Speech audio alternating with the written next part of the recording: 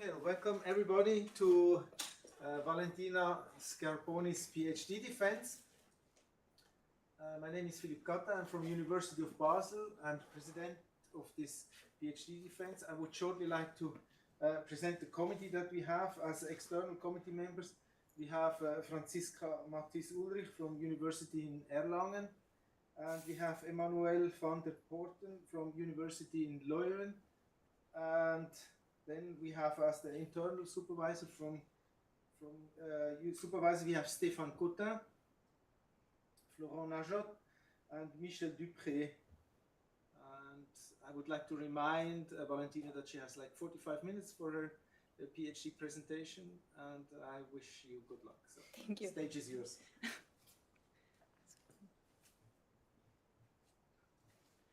Okay, so thank you to everyone for being here today to assist to my PhD defense.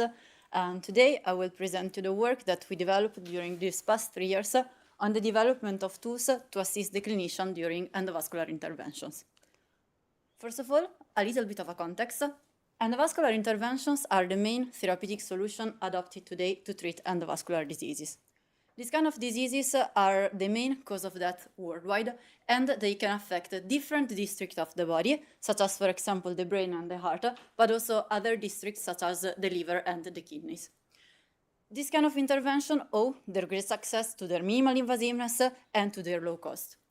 During the procedure, as you can see from this reconstruction, the clinician inserts thin, flexible devices inside the arteries of the patient and navigates them towards the target location. Both the catheter and the guide wire present a particular tip shape, which is chosen based on the district of the body that needs to be reached. It is this particular tip shape and the interaction between the two devices that allows to perform correctly the intervention and to reach the target. In particular, during the intervention, the guide wire is inserted inside the catheter, as you can see in the small video in this slide. The full intervention can be decomposed, let's say, in 4 main steps. First of all, we have the navigation of the large main vessels. The catheter and the guide wire can be inserted either at the level of the femoral artery or at the level of the brachial artery. In this phase of the intervention, the guide wire is inserted inside the catheter, and the stiffness of the guide wire straighten the shape of the catheter. This way we can navigate the large main vessel, avoiding puncturing the vessel wall. We then need to access small lateral vessels while navigating a large main vessel. In this case, the clinician needs to understand which is the correct moment to withdraw the guide wire and let the catheter recover its original shape and place its tip at the entrance of the vessel. This phase of the intervention takes the name of cannulation phase, and when this phase is completed, it is now time to insert a softer guide wire inside the catheter and navigate the downstream structures. When the target location is reached, the clinician can perform the treatment. Here, in this video, you can see what and how the intervention works in the real world. The clinician inserts the devices inside the arteries of the patient, but during the whole intervention, he only has available fluoroscopic images, which are the kind of images that you can see in the left part of the screen. These kind of images can only provide a very limited visual information to the clinician, because first of all, they are only 2D images, and then they can show the vessel structures only upon contrast agent injections. You can see an example of contrast agent injection in this video. Each injection shows the vessels only for a couple of seconds, and the number of contrast agent injections is limited during a single intervention, because this substance can be dangerous for the health of the kidneys of the patient. Another problem is that fluoroscopic images, in order to be acquired, require the use of X radiations, which are dangerous for the health of both the patient and the clinician. Another problem and the complexity of this intervention is that while the clinician needs to correctly control the tip of the instrument, he can only access the proximal part of the device, which is placed at the insertion point. Both the catheter and the guide wire are very flexible and thin, and they are constantly in contact with the wall of the vessel. This means that applying a control to the proximal end of the device can also not translate in the same movement of the tip of the instrument, making the whole intervention quite complex. Another source of complexity is in the simultaneous control of the two devices that the clinician needs to master. The only partial solution that exists today is the use of interventional robots. These kind of robots are master-follower devices controlled by the clinician by means of a joystick, such as the one that we're going to see in this video in a couple of seconds. Here it is. These kind of devices can improve the precision of the intervention because they can eliminate sources of error, such as, for example, the tremors of the hand of the clinician, and they eliminate the problem of X-rays exposure for the clinician. The problem is that these kind of devices, on one side, do not provide additional support to the clinician during the intervention, and on the other side, they do not solve the problem of X-ray exposure for the patient. To address this limitation in this work, we try to develop a series of tools to help the clinician and to assist the clinician during the key steps of the intervention. In particular, our aim is to, we want to do this reducing the X-ray exposure for both the patient and the clinician, and we also want to facilitate the procedure.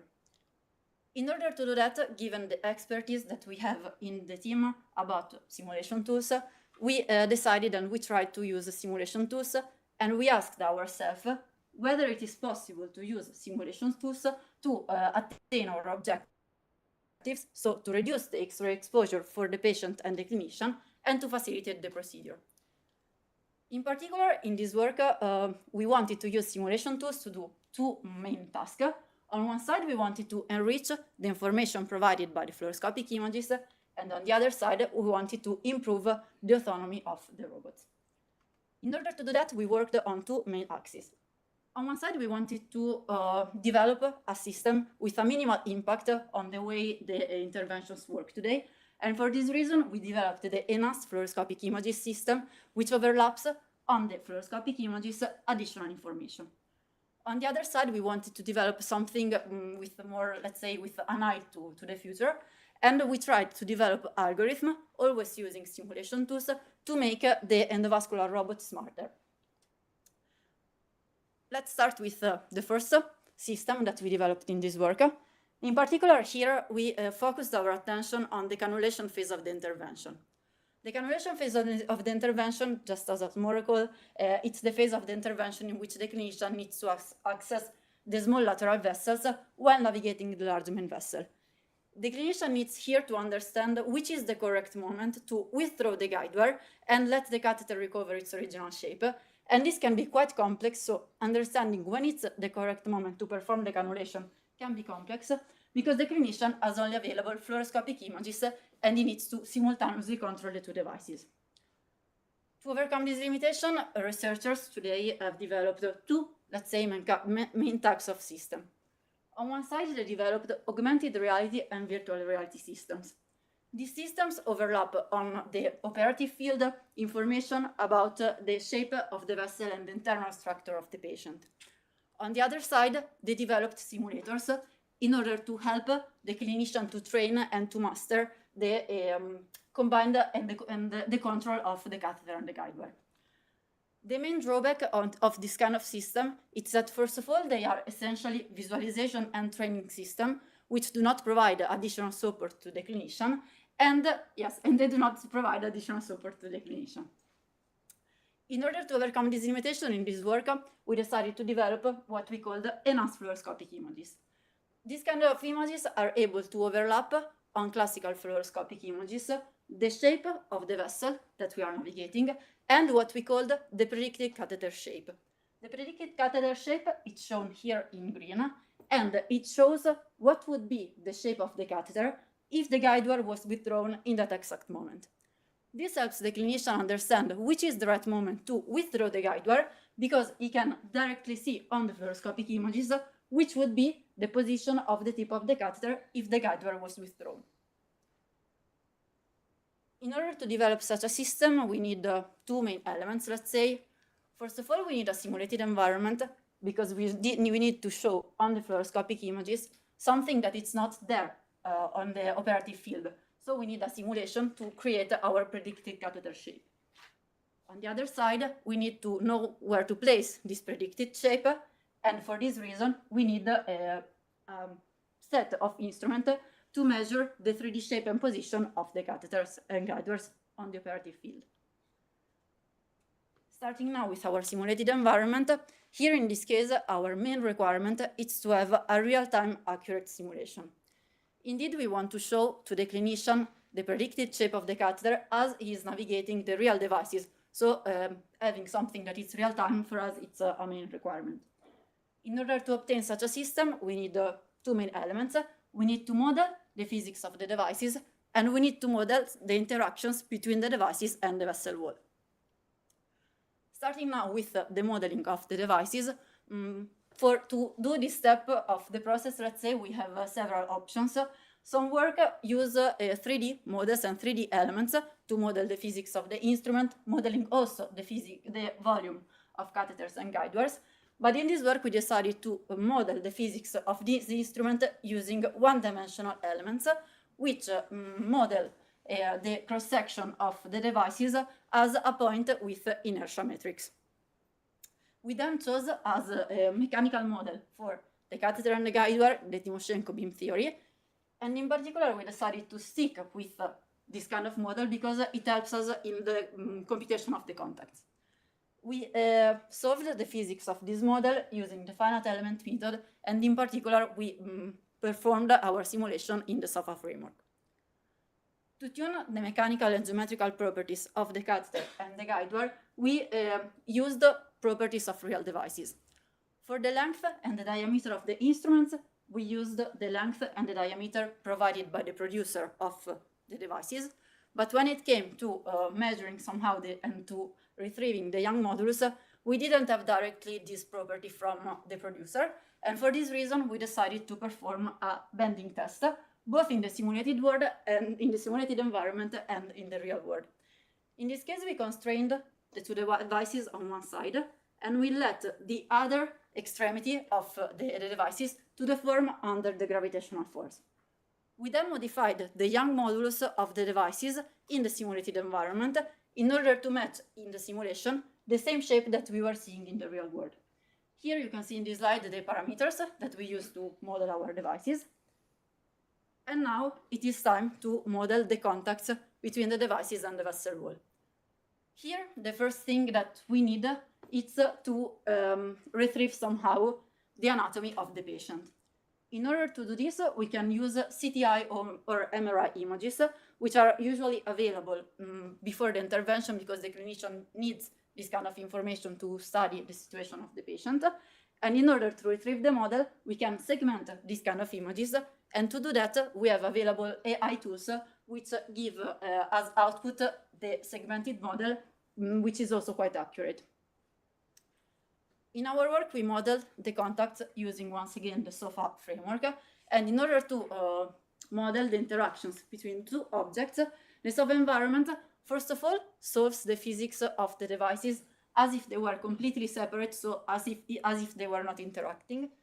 And this translates in solving this kind of linear system.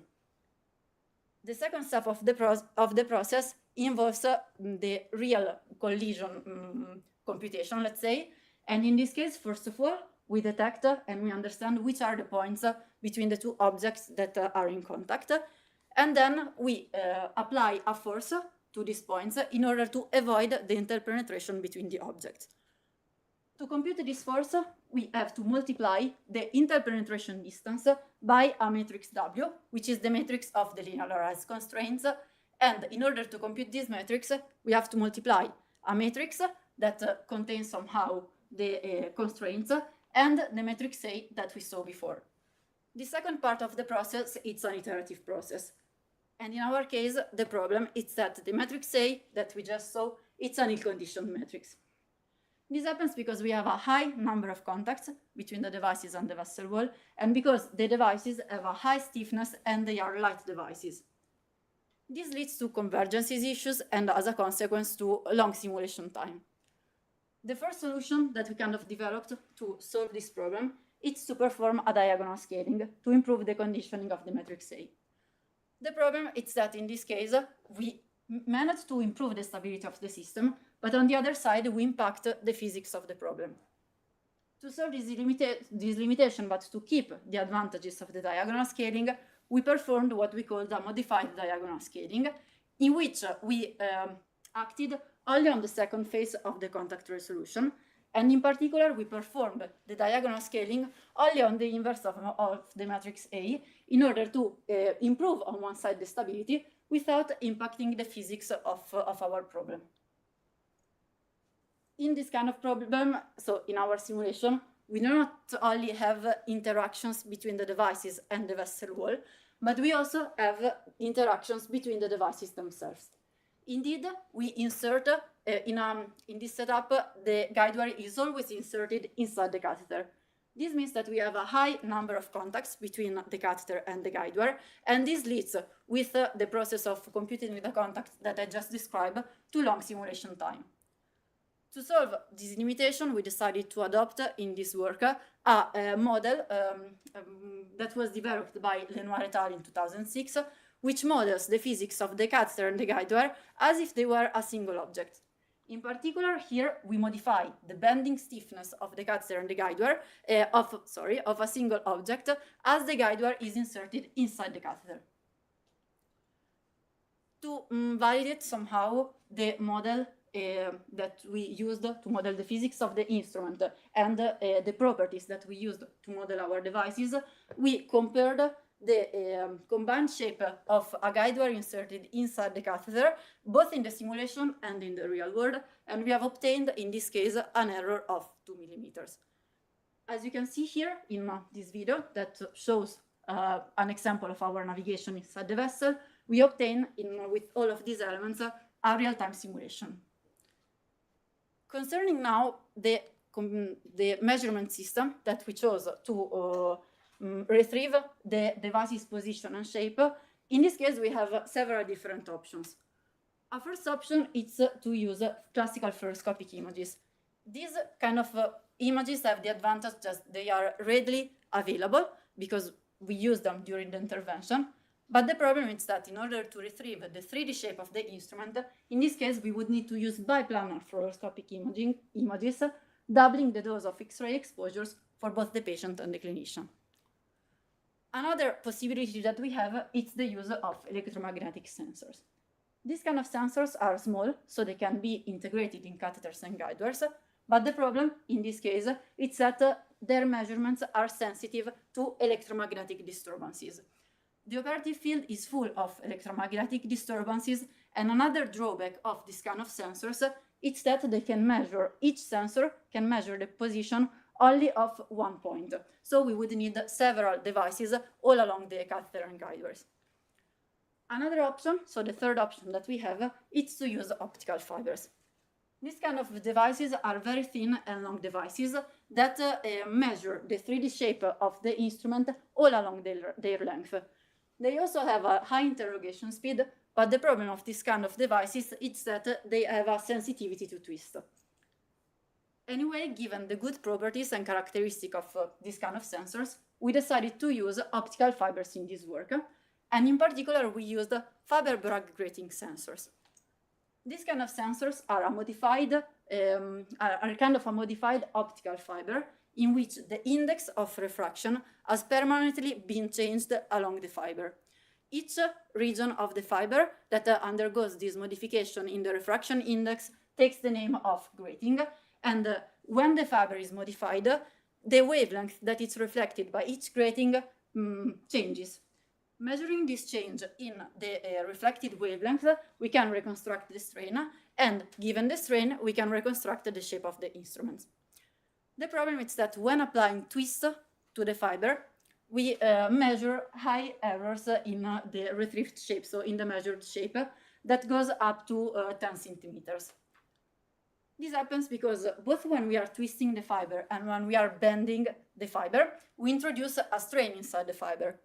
The way in which the shape is reconstructed right now, it's not completely able to distinguish between the strain that is imposed by the twist and the strain that is imposed by the bending.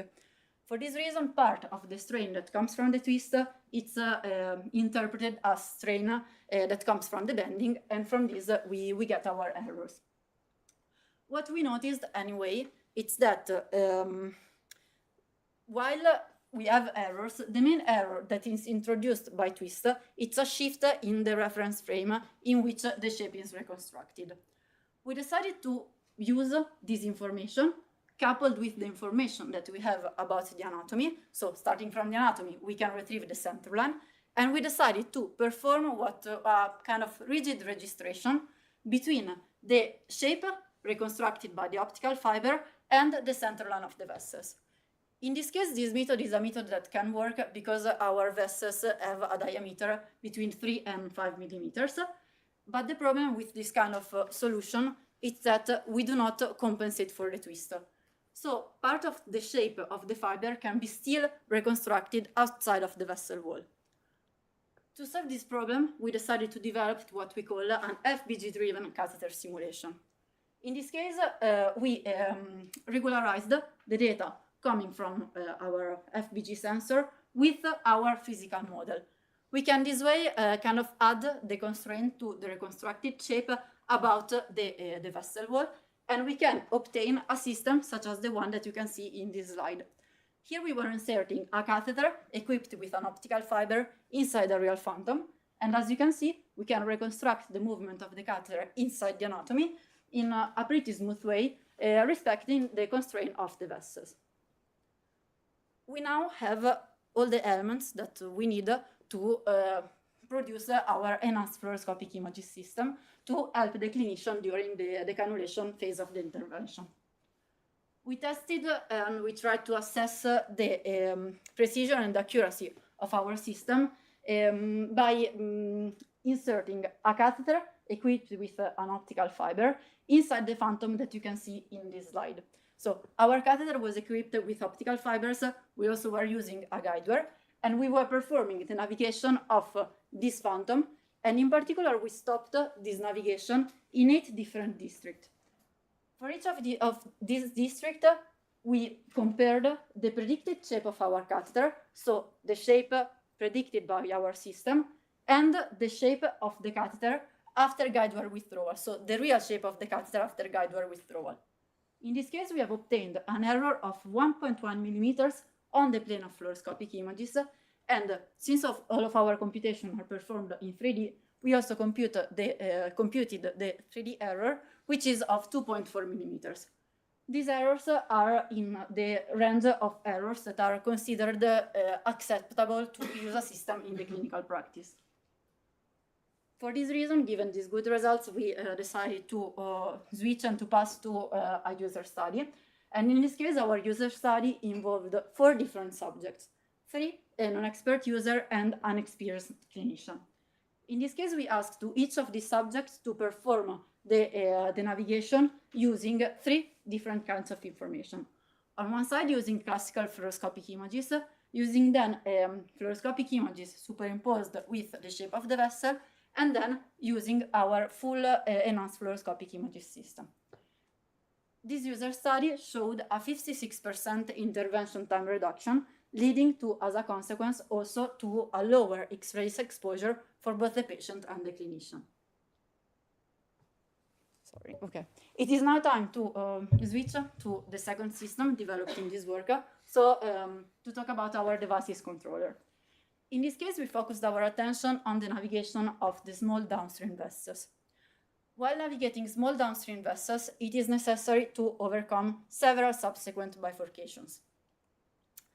Each time a bifurcation is reached, what is important is to correctly direct the tip of the instrument in order to navigate the desired branch, so to take the branch that leads to the target location.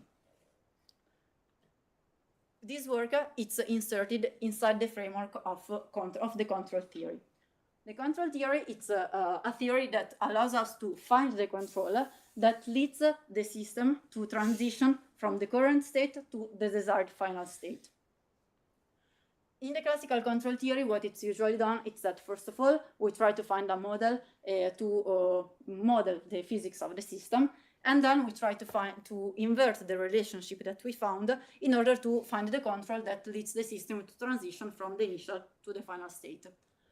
The problem is that the classical control theory is not always suited for those cases in which the modeling of the system is difficult and in which the relationship between the input and the output is complex.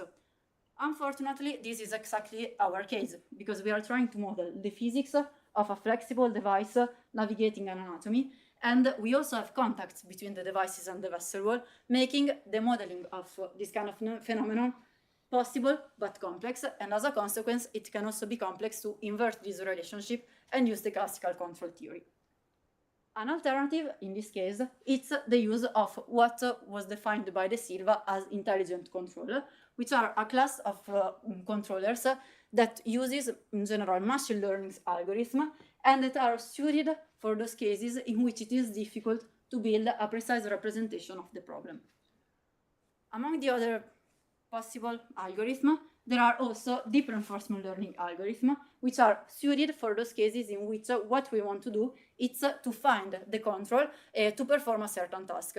This is exactly our case, because we want to find the control that we need to apply to the catheter or the guide wire in order to reach the target location.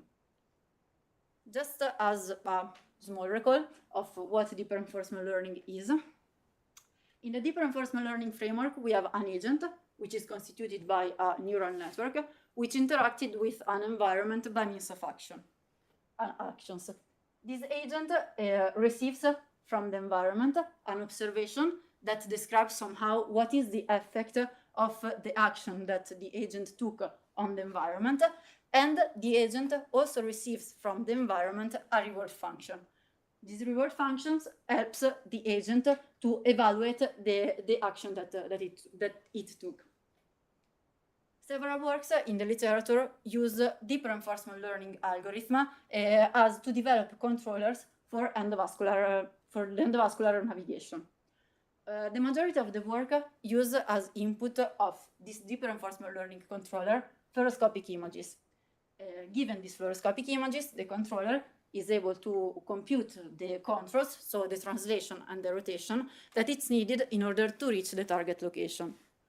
The main drawback of this work is that, first of all, they use fluoroscopic images as input of the system, and on the other side, it's that they are both trained and tested on the same anatomy.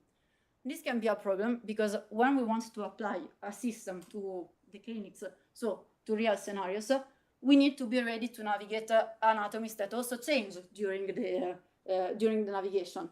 So we need a controller that is robust to this kind of changes. In order to address this limitation, some recent works perform and try to produce controllers that, after being trained on a certain number of variations of the same anatomical structure, are then able to navigate other variations of the same anatomical structure. This kind of controller reach a very high success rate, higher than 70%, but the problem in this case is that we are always navigating the same anatomical structure, so we are not able to transfer this controller to new and completely different anatomies, such as, for example, moving from the navigation of the aorta to the navigation of the coronaries. In this work, we want to address this limitation, and we want to obtain a controller that is able, on one side, to make our endovascular robot smarter, but it is also able to navigate all the possible 3D anatomical variation given a single device. In particular, in this work, we developed what we called a zero deep reinforcement learning strategy to obtain a controller that, after a proper training, is able to navigate all the possible 3D anatomies that it's possible to navigate with a given passive device without the need of retraining. In particular, our controller takes as input two main sources of information. On one side, we have the anatomy that we are navigating and the target location that we need to reach, and then we have the device shape and position. Given this information, the controls to reach the target is computed. In our work, we decided to move the two devices with a constant speed, and we left to the controller the decision about the rotation that we need to apply to the proximal part of the instrument in order to obtain the desired tip orientation to reach the target location. Here in this slide, you can see the four elements composing our controller, so the four main elements of our controller. On one hand, we have the training in a simulated environment. We then have a nearly shape invariant observation space, a training only on bifurcation shapes, and a particular reward function. Concerning the training in a simulated environment, we decided to stick to this solution because it allows to reduce the cost both in terms of resources and also in terms of time for the training of our controller. And in particular, in this work, we used the same simulated environment that we developed for the previous work. The real core of our system lies in our nearly shape invariant observation space. In particular, we designed our observation space to ensure that during the navigation, the agent only sees information about the relative position of the guide wire inside the anatomy and never sees information about the anatomy itself. Our observation space is composed by the 7 terms that you can see in this slide. First of all, we have 2 terms that describe the direction of the tip with respect to the direction of the center line that leads to the target location, and we give this information at the current time step and at the previous time step. We then have an information about the geodesic distance between the tip of the device and the target location. Also, this information is given at the current time step and at the previous time step. We then have an information regarding the action that the controller decided that made the system transition from the previous state to the current state. We then have a parameter omega, which encodes the direction of the tip with respect to the direction of the branch that does not lead to the target location. And finally, we have an information about the direction in which the guide wire is moving. This particular construction of our observation space allowed us to perform the training on a particular set of training anatomies only composed by bifurcation shapes. We generated the bifurcation shapes that we used during our training in a procedural way. In particular, we started giving 3 simple segments composing the center line of a simple bifurcation, and we modified the parameters of these simple segments, so the tangent to this segment and the angle between this segment, in order to produce various shapes. We then applied a continuous variation to these shapes in order to obtain a controller that is able to handle also moving anatomies, because he has already seen during the training some anatomies that are somehow moving. We started each training episode with a different orientation of the guide wire in order to let our agent explore the environment even more. And to enhance even more the exploration of the environment, we decided to use the soft actor critic algorithm. This algorithm is a state-of-the-art deep reinforcement learning algorithm that introduces in its objective function an entropy term. This entropy term helps to enhance the exploration. You can see in the slide the parameters that we use to train our network, and in particular, the soft actor critic algorithm, it's composed by an actor and a critic network, and we used a neural network composed of 3 layers, each composed of 256 neurons. We performed the training of our controller with this whole setup in around 6 hours, which is a good training time with respect to usual deep reinforcement learning algorithm, which can take also several days to train for complex tasks. Finally, the last important element of our controller, it's our engineered reward function. We designed our reward function to involve 3 different terms. First of all, we have a term that gives a reward to the controller when an action that leads to the correct tip orientation is taken. We then have a second term that gives a reward as the target is approached. And we finally give a penalty to the device when unnecessary rotation of the instrument are applied. And we do this because we want to avoid those cases in which the instrument is just moved and it can somehow damage the vessel of the patient. I would like to show you now some of the results that we have obtained. First of all, we asked our controller to navigate the moving coronaries of a beating heart. In this case, we asked the controller to navigate this anatomy 100 times, each time choosing a different target location among the 4 targets that you can see in this slide. In this case, one point that I would like to highlight is that the controller has never seen during the training complex anatomy composed by a series of bifurcation, but it only saw during the training bifurcation shapes. Another thing that I would like to highlight here is that also the bifurcation that compose this anatomy are different from the bifurcation that we used during the training. In this case, we were able to use the same guide wire that we used during the training, because this anatomy presents a vessel diameter which is similar to the vessel diameter of our training anatomies. In these conditions, we were able to reach a success rate of 97%.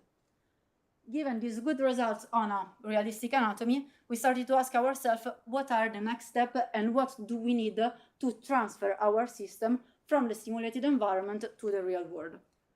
The first element that we need in this case is to have a surgical robot, and we were lucky enough to start the collaboration with a Korean company, LN Robotics, that produces endovascular robots for coronary interventions. In this case, we asked our controller to perform the navigation of a certain anatomy given a certain device in the simulated environment, and we applied the same action decided by our controller in the simulated environment to the real world by means of our robot. One point that I would like to highlight here is that, as you can see, our simulation is able to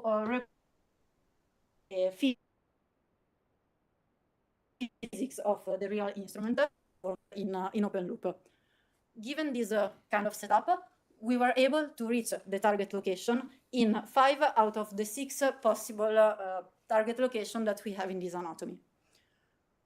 Now, this kind of setup was working very well because our anatomy was static. We started also to ask ourselves what it's that we miss now to pass to fully realistic anatomies, and what we need right now is to have a way to somehow retrieve the movement of the anatomy. In order to do this, we decided to incorporate in this work the work performed by François Lecomte, that is also present here today, which is a member of our team, that developed a motion prediction convolutional neural network able to predict the displacement of the anatomy given non-contrasted fluoroscopic images. For this reason, we decided to use this kind of system because also in this kind of setup we have available fluoroscopic images, and we used in particular this convolutional neural network to retrieve the movement of a lever subjected to the respiration motion. We used this information about the movement of the anatomy as input of our deep reinforcement learning controller, and we were also giving to our controller as input the device shape and position. Given all of this information, we asked our controller to perform the navigation inside the lever. Here you can see how the controller was performing in this anatomy. Also in this case, we asked the controller to perform the navigation 100 times, choosing each time a different target location among the 5 targets shown in the slide. And the particular aspect of this case, besides having the movement that it's imposed by the movement computed directly from fluoroscopic images, it's that in this case we needed to use a different guide wire with respect to the guide wire used during the training, because this anatomy shows a vessel diameter which is much bigger than the vessel diameter of our training anatomy. In this case, we were able to reach a success rate of 93%. I would like now to sum up a bit the contributions of this work. So just as a small recall, in this work we wanted to develop a system to assist the clinician during the key step of endovascular interventions, reducing in particular the X-ray exposure for both the patient and the clinician, and to facilitate the procedure. We started with the question about can we use simulation tools in order to attain our objectives, and given simulation tools, we developed 2 main kind of systems. First of all, a system to enrich the information provided by the fluoroscopic images, and in this case we developed what we call the enhanced fluoroscopic images system, which is able to show the clinician the outcome of his actions before he actually performs them, and that it's also able to regularize the data coming from the FBG sensors with our physical model. This kind of setup can facilitate the intervention because it can show the clinician additional information, and it can also reduce the X-ray exposure for both the patient and the clinician because it showed an intervention time reduction also. This work was the object of one publication and a presentation at the MICAI workshop this year, where it also won an outstanding paper award. And it's now time to switch to the second system, so our device controller. In this case, we developed a controller that was trained with what we call the zero-shot deep reinforcement learning strategy, which allows to train our controller on a limited number of bifurcation shapes, and then it's then able to apply the learned control to new moving and realistic anatomies. This system also showed its ability to be transferred to the real world, for the moment only in open loop. This kind of system can facilitate the procedure because it can automate some phases of the intervention, and it can hopefully also reduce the intervention time by making these phases of the intervention shorter. Also, this work was the object of some publication and presentation in conferences, and so having developed on one side a system to enrich the information provided by the fluoroscopic images, and on the other a system to improve the robot autonomy, we can see that yes, we can use simulation tools to reduce the X-ray exposure and facilitate the intervention. There is still some work that we can do to improve both of the system. First of all, we can improve our system that overlaps on fluoroscopic images additional information by improve the realism of the simulation. We can on one side add the information about the vessel deformation, and we can also add an information about the blood flow. And we can also add to this system additional feedbacks, such as, for example, the controls that we can apply to reach the target, and also information about the force that the device is performing on the wall of the vessels. Concerning finally our improved, our devices controller, we can on one side try to obtain a controller that is able to control simultaneously a catheter and a guide wire. This would allow us to have a controller that is able to perform the key phases of the intervention, because this way we could both perform the cannulation phase and also the navigation of the small downstream vessels. We already started to work on this part of the future developments, and we obtained a controller that performs pretty well on simplified geometries. And finally, what we can do is that we can try to test and transfer our whole system to the real world and test our controller in closed loop. That was all. I would like to thank my thesis supervisors and also my thesis directors, the committee members, the ETX Tech Consortium, and the SOFA Consortium also, and the whole Mimesis team, and my family and friends.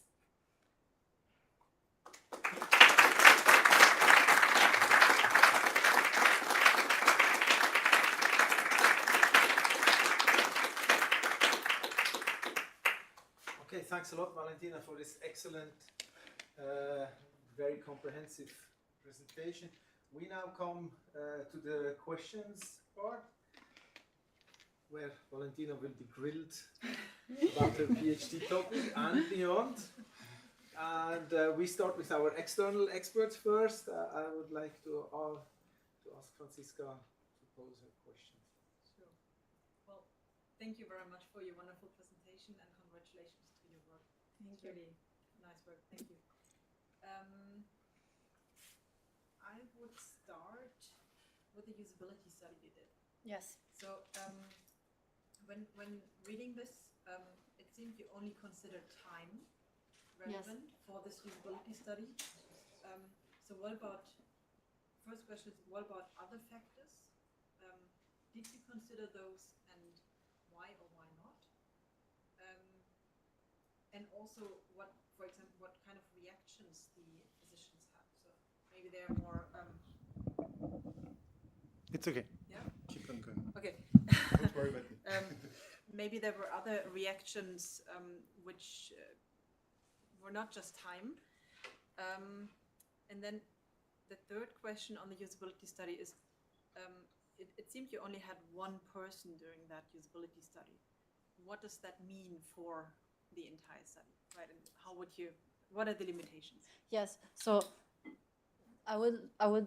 That's very true. That like you having only one expert clinician to test the system, it's the main limitation. Our aim here, it was basically to try to understand if this kind of system would have actually been a system that, first of all, we could develop, and that it could also have usefulness. Let's say we could actually also. That's very true. That we could also consider our other parameters beside the intervention time reduction. We just considered in this case the intervention time reduction because it was the easiest way to, and it was the easiest parameter that we had. In this case, everything was performed. Also, the fluoroscopic images were simulated fluoroscopic images. So, because we didn't want to, for example, expose our users to useless radiations and these kind of things. So this is true that it's a limitation that we only considered our an intervention time reduction, but I think that it's still quite representative because using this kind of system, we obtained still a 56% intervention time reduction. We could also, at a certain point, add the information about, for example, the force feedback, so the force that we are actually applying on the vessel wall, and also this would be very useful because it would give the information to the clinician about if it's actually damaging somehow the vessels of the wall of the patient, the wall of the vessels of the patient, sorry. But yeah, in this case, we only consider the intervention time reduction because we wanted to develop, we wanted to kind of understand if it was, first of all, a system that could have had some usability. We had a very positive feedback from the surgeon that and the clinician that used our system because he was impressed by the possibility of kind of tracking really the devices while navigating a real phantom. And he also told us that for him it was very useful. One of the next steps that we would like to do in this work is to extend the cohort of our users, because we need also to understand if there are other additions that we can put in our system in order to help the intervention even more. But yeah, so I don't know if I replied to all of these questions. Yeah, I think you did. I think also maybe having different expertise users would be very helpful to see how much influence your system has on surgeons with various levels of expertise. Yes, we also have someone that was not experienced at all, and for example, because we had one expert clinician and 3 non-expert users. The experienced clinician gave us let's say the more reliable feedback, we can say, because he was already able to use the system. But we also had non-expert users, and in this case, they were not making it, like they were not able to perform the cannulation at the first attempt with using a classical fluoroscopic images and using the fluoroscopic images augmented with the vessel shape, but they were actually able to perform it at the first try using our enhanced fluoroscopic images. But I also think that we would need in this kind of study to have also more inexpert users. We would need also to have someone in the middle, let's say someone that has some experience but not so much to study even more and to understand even more what we can add and how it can be impactful and useful. And the user study was done in a phantom, right? Yes, we can see the phantom. Sorry, I will go back quickly because otherwise it's gonna take too long. So the phantom actually, sorry, I think that it's better if I show this first.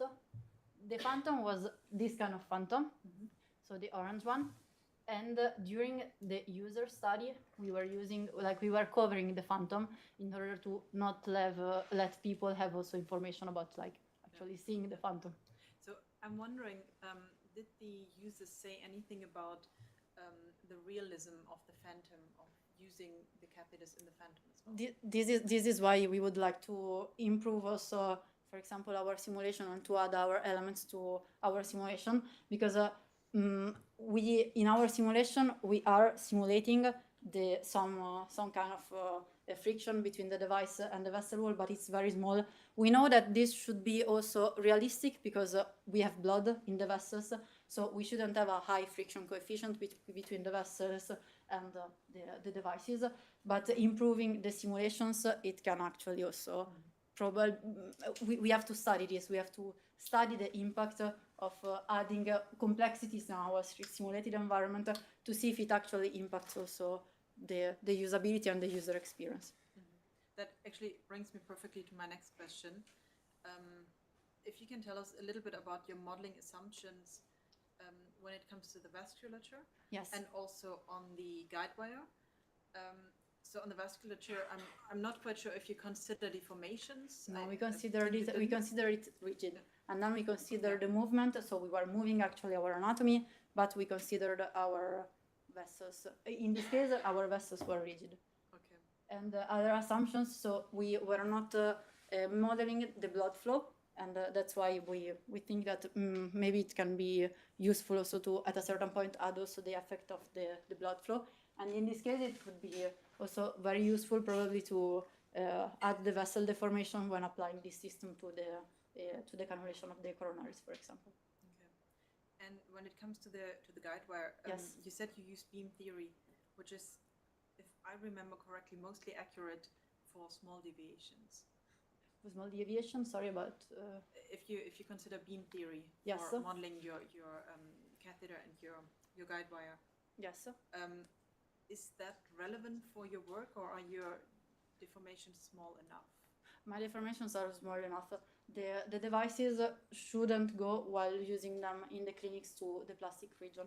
So the deformations are. We have big deformations, of course, because I mean we are actually deforming catheters and guide wires, but we are not the first to use the beam model. So 1D beam to model catheters and guide wires, and that's why we also decided to go for this solution.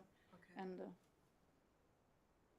And when you calibrated your model, right? You showed that you just let it hang, Yes. kind of, and due to gravity, Yeah. you got some deformation, right? Yes. And then you compared it to your simulation. Yeah. how do you actually measure the accurate shape of your real system? This for the moment we had our devices fixed on a paper with like the millimeters signed, and we just measured it. So we really measured it. We could actually use to improve the system. We didn't have the system available, but we were thinking about also using kind of optical sensors, so to really measure the precise and super accurate shape. There are some works that already did this, and they also compared the properties of using exactly the same model that we used in a much more robust way, let's say, and they had very good results. So that's why we were also encouraged to use this model and perform our study this way.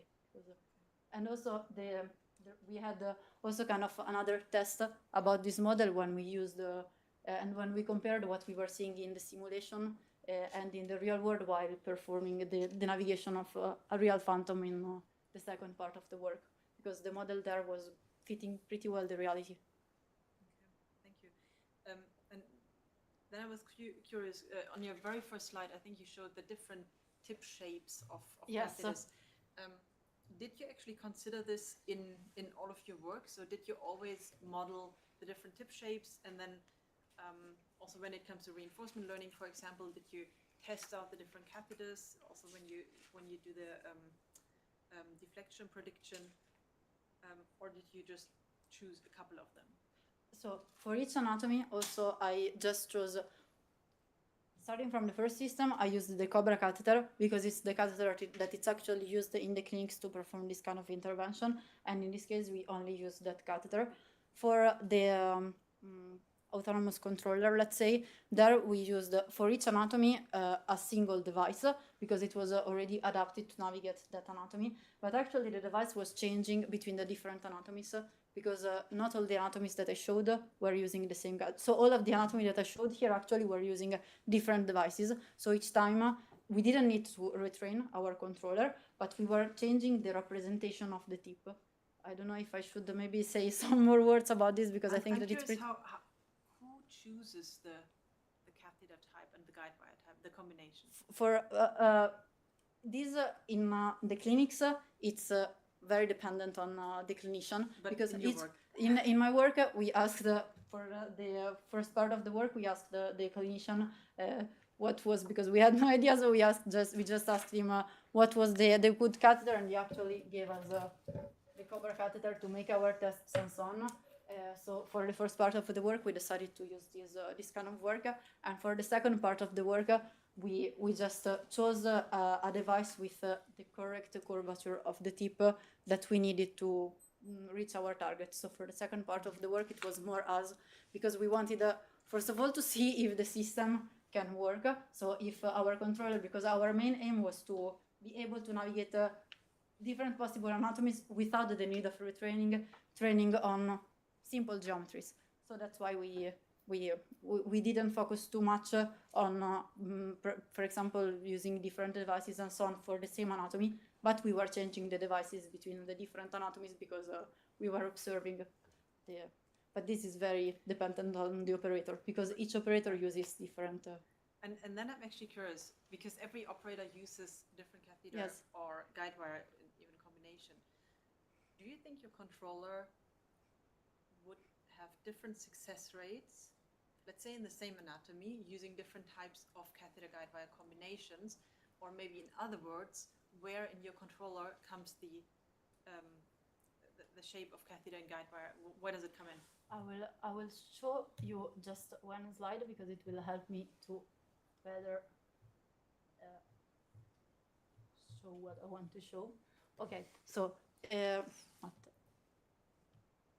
okay, so given the way in which we represent our device in our controller, the shape of the controller or the shape of the device can also be different, but the important way is the way we represent the tip of our device.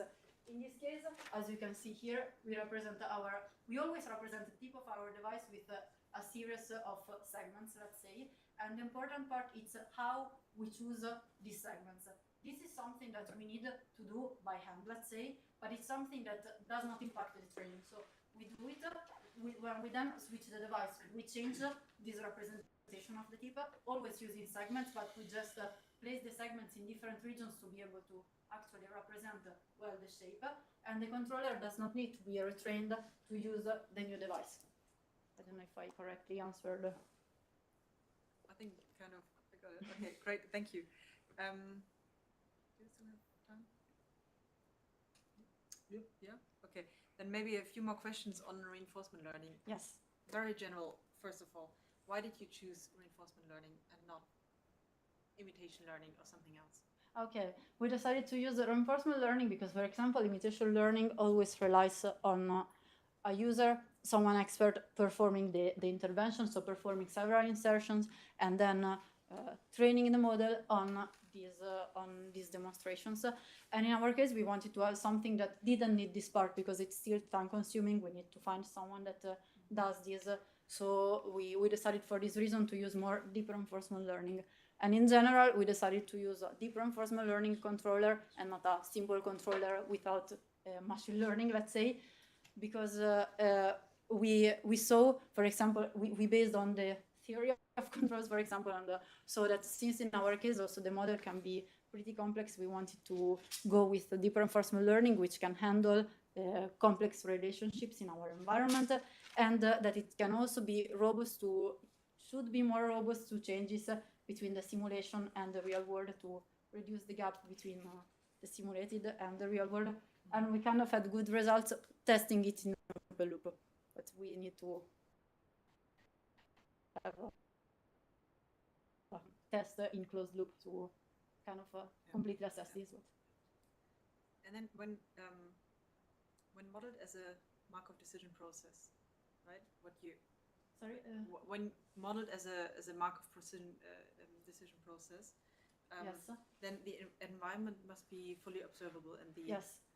Markov property has to hold. Yes. So where do you see a problem in your system as it is currently in simulation, but also when you eventually transfer it to reality? we thought about this from the beginning of the project. Our only assumption at the beginning was that we would have had optical fibers to track the device, and we built our observation space to have only elements that we can also retrieve from the real world. So in our observation space, there are no elements that we cannot observe from the real world. So actually, for our controller, we respect somehow the Markov property, because we can observe the full environment, let's say, because the controller can see all the information it needs to perform the task. Because yes, we don't use, for example, information about the contacts between the device and the vessel wall, which could be difficult to retrieve in the real world. So. And are you observing only in the current state or also in previous states? I save, let's say, so I have the current state, and at each time step I save the current state that in the next time step becomes the previous state, and I give information about the current time step and the previous time step. Okay. So I only use 2 steps, let's say. Yeah. Okay. And you track the tip in your X-ray or CT images? No, we use the idea here is to use optical fibers. Okay, good. Yes, because we need in this case the 3D shape. It's our main assumption. All right. One question on the reward function. Yes. Yeah, maybe if you can go back to the slide, that would be fantastic. I think 54. First question, you have the target approaching factor in here. How do you define that? Is that the tortuous path, or is that the direct line? It's not. It's the geodesic distance. So let me, for example, sorry if I here, it's actually this distance. Okay. So we computed it based on this distance. Yeah. Okay. And do you experience something like, because here you do not include any forces, for example. Yes. Did you experience in your training that the catheter just, or the guide wire just kind of tries to go brute force? This is kind of connected to the previous question. We chose instruments that shouldn't get stuck inside the vessels, so we shouldn't apply a big force to the vessels. I saw some work that actually train adding the force in the objective, so it's something that we could actually inspect when thinking about really moving to the clinics to make the system more safe, let's say. But for the moment, no, we don't observe high forces, let's say, because lights on the clinics, it should work this way, because the devices should be able to not damage too much the vessel wall. So that's why we decided not to use this kind of constraint. But another thing that we thought about that we could add is to add an element about staying close to the center line, for example, because staying close to the center line would allow us to perform the navigation inside the vessel, so to not touch the vessel wall. Yep. That's a good thought. Maybe my last set of questions is on sim2real. Yes. Because you did test on realistic anatomies. You tested in a real system as well. Also that you included motion. I think that's very nice. So motion of the heart, for example. Yeah. But I think you even wrote that in your thesis that well, we have our own experience that we had 100% success rate in simulation, and then going into an organ, this dropped down to 30%. Yes. So I really wonder what would be a strategy for sim2real? For sim2real, really going into an organ, right? Not a okay. phantom. When going to organs, actually, I think that there are several steps that we need to perform before going directly to organs. Because my strategy and our strategy in general for the moment would be now to set up everything to test the system in closed loop, then switch to more realistic anatomies and deforming anatomies, always not using a real anatomy, but realistic anatomy, but it's not, for example, a real heart, and then switching to the clinics. I think that maybe right now the gap between what we've done until now and a real organ would be too big, and there are too many things that varies, and I'm scared that moving directly to a real organ would make it too complex to understand why it's not actually working. Because switching directly from a simulated environment to the real world, we need, first of all, to understand. For the moment, we do not have evidences that we need to make our simulation more complex, but it's something that we need to test. But I wouldn't go directly to a real organ to understand step by step which are the complexity, adding a complexity at each step, let's say, so we can really see if there are problems, where we have the problems, and to address those limitations before. I actually think a big part of it is forces and friction. Okay. So which is very different. So we have to look into this, because for the moment, yes, we tested in, we inserted some liquid inside this to simulate somehow the blood, and so to reduce the friction, but we. Okay. So maybe my very last question. If you were to start your project again, would you again go for zero-shot learning, or do you think it would make sense to have a pre-trained model and then for every patient anatomy basically retrain, fine-tune, and make it effective?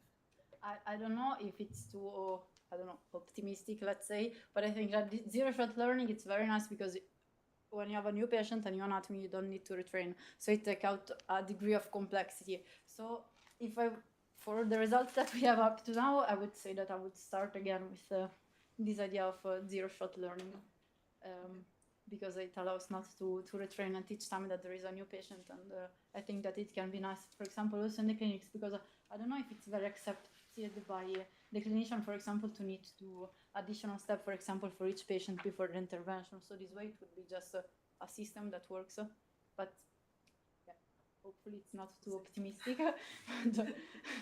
Okay, thank you very much. Thank you. Okay, I hand over to Emmanuel for his questions. Thank you for the super nice presentation and for the amazing work. You touch a lot of disciplines and you mastered it. I enjoyed reading your text. I was going to give you a lot of good feedback, but then I was asked by Professor Catin to grill you, so I'm to grill you now. Sorry for that. It's not my intention, but it's my duty, it seems. So yeah, I'll start maybe chronologically a little bit with respect to your text.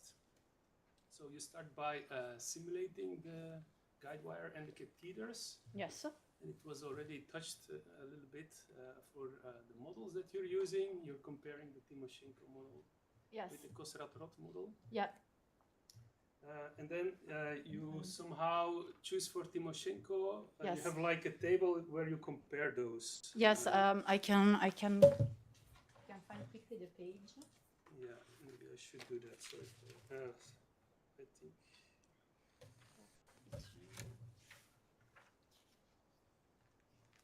Page 47. Yeah. 47. Yes. So you have like there. Yeah, you look at you do a comparison with respect to Belyaev.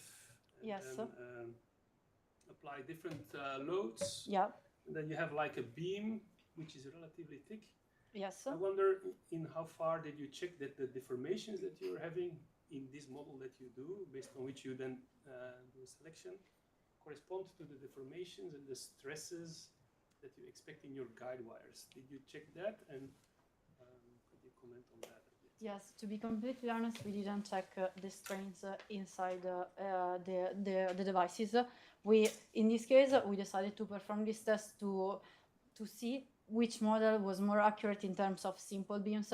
We didn't have in the literature test that were testing directly catheters and guide wires, and so we decided just to test the general accuracy of the model. I think that it can be good to also study the strains, but we started also from the assumption that we shouldn't deform the instrument to get, for example, to the plastic region of the deformation during the navigation.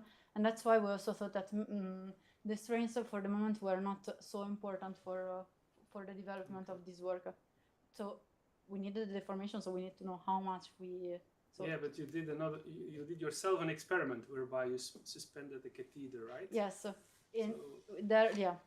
There we had like just the gravitational force that was deforming our devices, and Okay, so it could be because if you look at the graph, you see that for lower forces, but yeah, we don't know if yes, this the Koserat is actually seems to be yeah, somewhat better yes. than the Timoshenko. We decided in the end to use Timoshenko because we also found some papers that were stating that Koserat had some more issues when modeling the contacts, and that And that, why is that?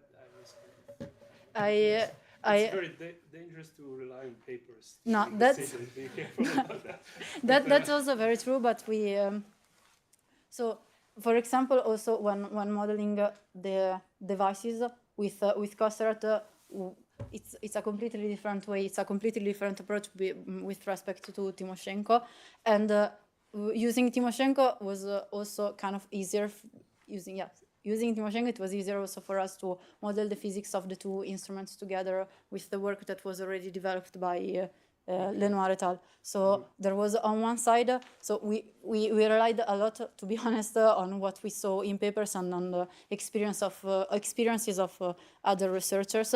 For us, the Timoshenko B model was working pretty well, so we decided to stick with this one.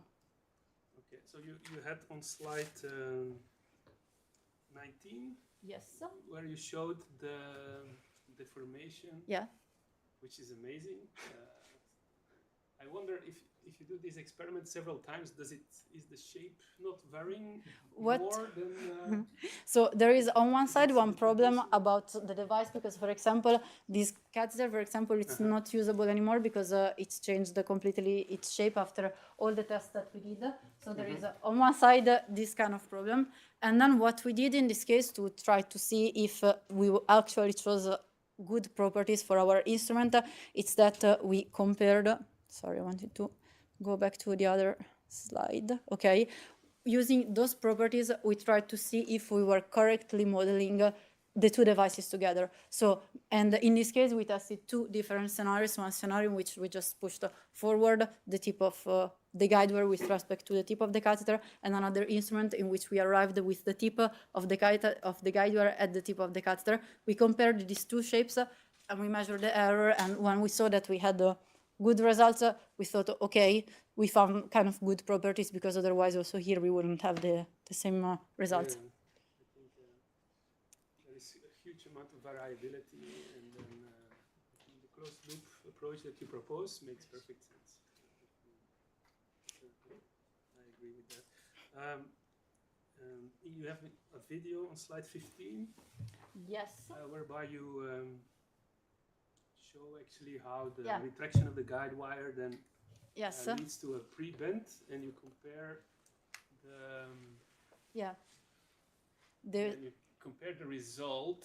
Maybe I just wanted to I'm see gonna it stop the video. again. No, please continue. So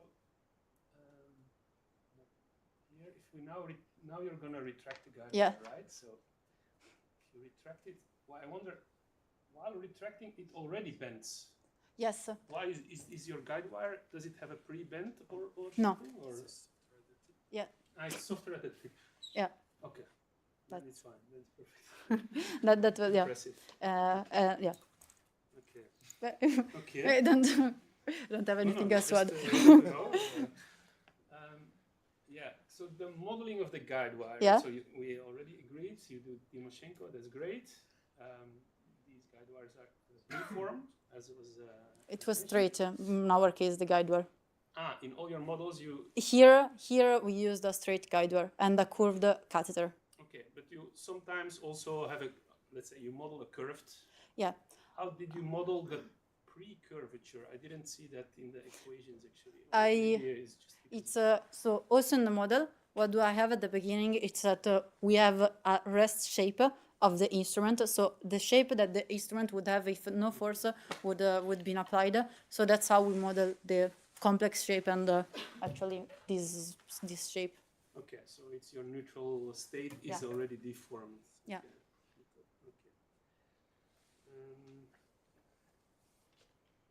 Okay, then you do shape sensing. Yes. This is a challenge. Painful, yes. Yes.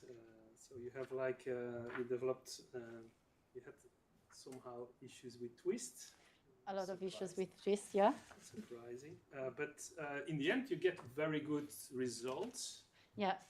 Where was it? I'm checking maybe slide 35. Okay, yes.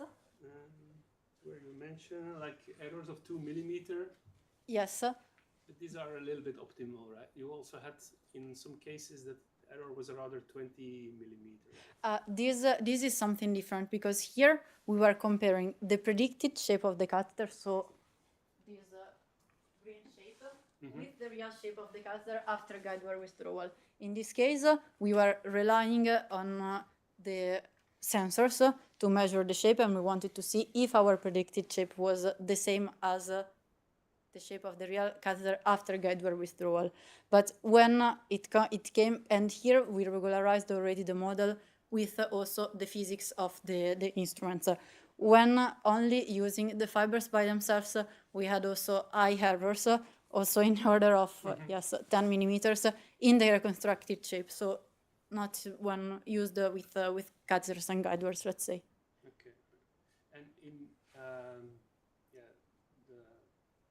you developed a method to regularize with your catheter mechanics. Yes. Okay? You had there like a combination. Yeah. You Yeah. have Of the alpha forces. times the difference in the shape and this one.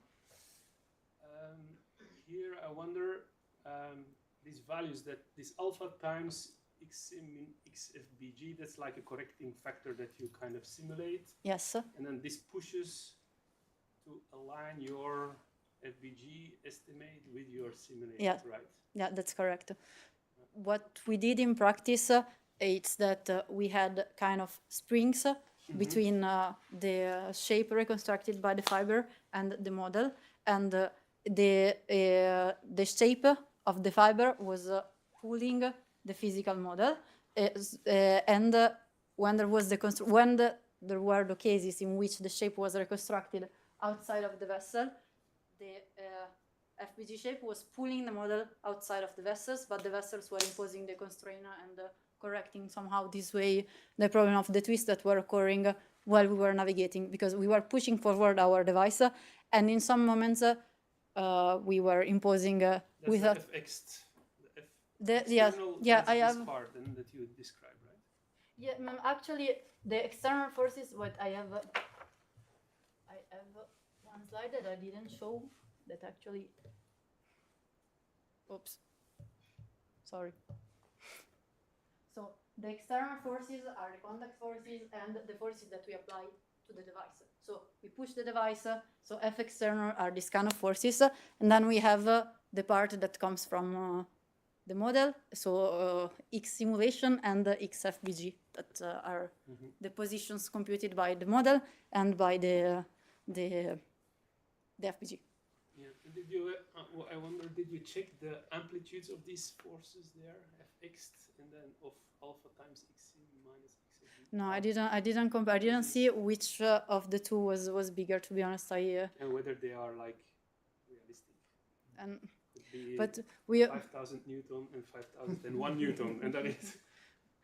Actually, because I didn't show it in these videos, but like we were really seeing I was showing as just points the shape of the device reconstructed by the FPG here in the model, and we were seeing that they were aligning in many cases, and then there were really cases in which the simulated catheter was going against the wall because maybe we were imposing twists, so we were reconstructing the shape outside, so the guide wire was the catheter was smashed a bit against the wall because it was pulled by FPG. Yeah. So would your result be better if you wouldn't use the FPG? I don't think so, because we need somehow also to know where the devices are inside the anatomy. All of our aim at the beginning of the project was to only use FPGs because we didn't have the system at the time. So we were convinced that the FPG system was, we read papers and we were convinced that the FPG system was perfect. And then when we actually had the system. Not our papers, right? No. No, it was. Since you have fluo, you can actually estimate the twist from the fluo. So. We could, it's among the ideas that we also have, because we consider different ideas. After this work, we consider different ideas to correct the problems coming from the FBGs, to actually also use the system to close the loop, the famous test in closed loop. That was one of the possibility. And then we decided to go more for the moment with trying to use neural networks, actually, thanks to one of your works. And, so is that the reason you didn't do in the end the closed loop? it's part of the reason, yes. We have, there were, at the beginning, we didn't have the system. At a certain point, we bought the system. We were able to buy the system, but it took some time, and it was already during the second year of the PhD. Then we got the system. We started to discover the limitation, and then we started to try to develop a method to try to compensate for this. But yeah, this is the reason why we didn't go fully to the closed loop, because we didn't have the time yet. There is still use. There, on the user study, it was already discussed a little bit. I just had one question. It was not so clear to me whether you randomize. That is one of the limitations, actually. This could actually also somehow have an impact. This is actually very true. We didn't ask anyone to retry to do the test, but we should have randomized. That's one of the limitations, and we thought about it after. But one of the plans for that work is to, the first thing that we need to do there is to deepen the user study. And there we would definitely do that, and also add a questionnaire, for example, to actually understand which are the needs, what are the parts that users find more useful, and so on. Whether it was already touched on, whether it's realistically behaving, this kind of validating the simulator. Yeah. It's an impressive simulator, so it would be very interesting to open source, for example. It has been published on Sunday, actually, that paper. Okay. We can implement it. That's good. Okay, thanks a lot for the so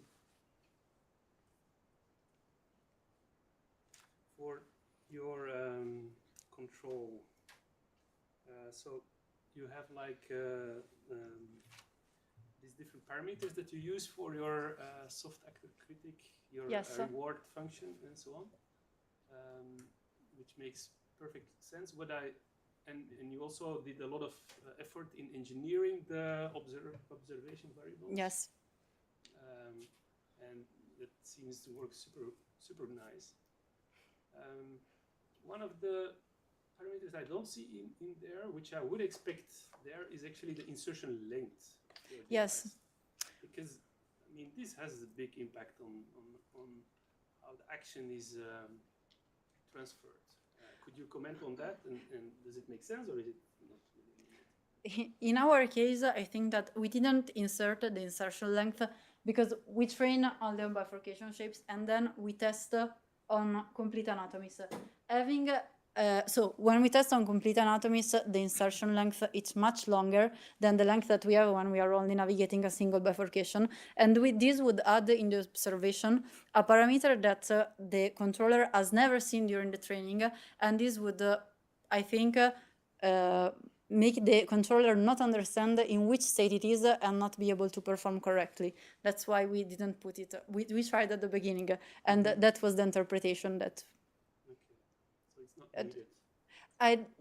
Here it's not needed, for example, but also there is also the thing that since we know the 3D shape, if for example when we have a long insertion length, we perform a rotation and we don't have exactly the perfect tip orientation, then at the next time step in which the controller can decide something, he can actually adjust the orientation to get to the final. So I think that for the moment it's that's why we didn't put it actually. But in your simulations that you did, what was your experiments, the length that you simulated was corresponding to the real length, or was it also sometimes a little bit shorter? For example, you showed the animation where you're steering on the beating heart. Yes. Was that the guide wire was the same length as in coronary? in yeah. CTO, where you go in from the groin and go all the way up? Or? No, we think that actually the insertion point is at the beginning of the coronaries, at the end of the catheter tip, let's say. Mhm. So yeah, that probably we should also look into this probably to see how the control is transferred. We also thought that thanks to the torquability of the instruments, we should have not a very big difference between what we apply and what we obtain at the entrance. And then, yes, we have the effect of the constraints of the vessel of the tip, but at the beginning, since the guide wire should be inserted inside the catheter until the beginning of the coronaries, but it's a simplification, of course, in this case. I think you have somewhere a graph where you show the Yeah. the I don't. difference between input and output Yes. orientation. I don't have it here. Yeah, but it's in It's the on- manuscript. I forgot where it is. It should have written it down, but No, but I see very well where it is. It's it at should be in the shape. page 93. Okay. I was wondering, how did you measure that actually? It was everything was done in the simulated environment, and this is I developed in the first part of the work simplified controller that was only working with geometrical properties, and this controller, sorry, I still don't have any picture to refer in the presentation, but okay, page 99. In this case, so I was basically projecting the tip direction on a plane perpendicular to the center line of the vessel, and I was to compute that rotation, I was measuring of how much that angle, so that projection was changing to understand how much I rotated between the previous time step and the current time step. But so if you would do it in reality, It might maybe be still a different. different, Yeah. Yes, relation. I completely agree on this. But yeah, we relied on the fact that we had a model that was kind of reliable already in the simulation, but for sure we have some work also to do on that too. It's one of the things that we have to address when we switch to the real world. But the first thing that I would like to check in that case, if it's how much the gap that we have between the simulation and the real world, it's impacting the results.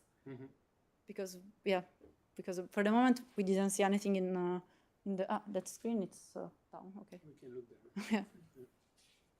Okay, but yeah, I think the geometrical control algorithm on itself is also quite neat. It's simple and I think it could work.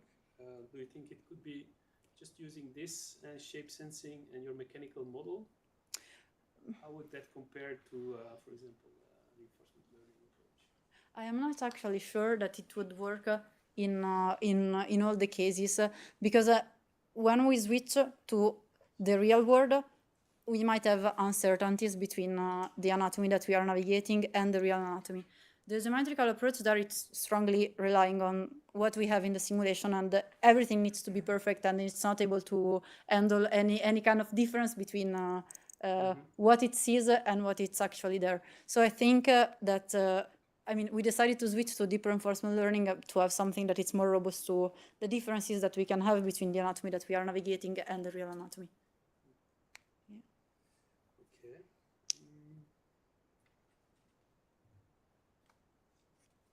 Could you tell something about friction, maybe? In general,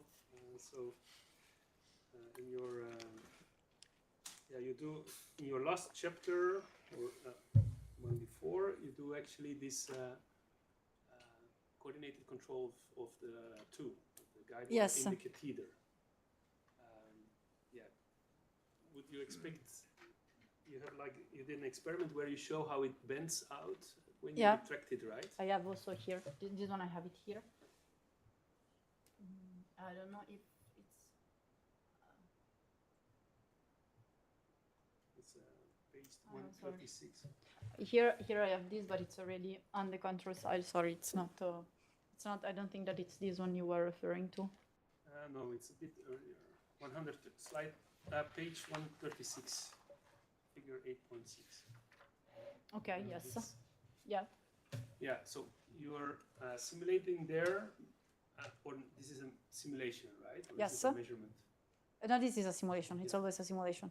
So you're simulating how the bending Yeah. behaves as function of the retraction relative motion between the two. Yeah. Yeah, so you see kind of jumpy behavior here in the simulation. Yeah. Could you explain, is this friction that somehow is modeled, or is it another reason? It's some kind- one thing that I think that it's misleading about this figure. It's that here I was inserting the catheter and the guide wire inside a tube, and I didn't represent it in the figure. So the jumpy behavior comes from the contact with the tube. the contact between the devices and the vessel wall. Here I don't have contacts basically between the catheter and the guide wire, because the catheter and the guide wires are modeled as a single device. So I just modify the properties of the devices as I advance the guide wire inside the catheter. Okay. Do you think it makes sense to assume you want to improve the coordinated control of these two? Currently you are modeling the portion where both are overlapping as one single Yeah. beam, let's say. Yes. In practice, you would expect some kind of friction there, maybe, if you are pulling back the guide wire versus the catheter. Would it be possible to, would it be needed to model the friction there between the two, or not? I expect that it would not be needed, because actually I don't think that the surgeon needs to apply a lot of force to win the friction between the guide wire and the catheter.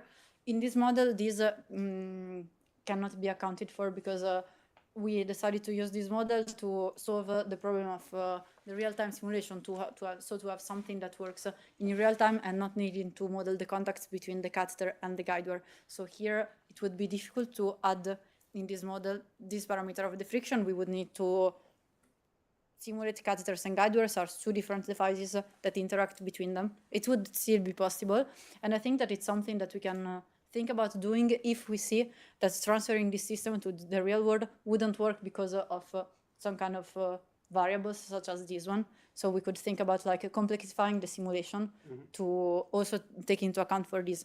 If for the controller to be transferred to the real world, this is not needed, I would say that I wouldn't do that.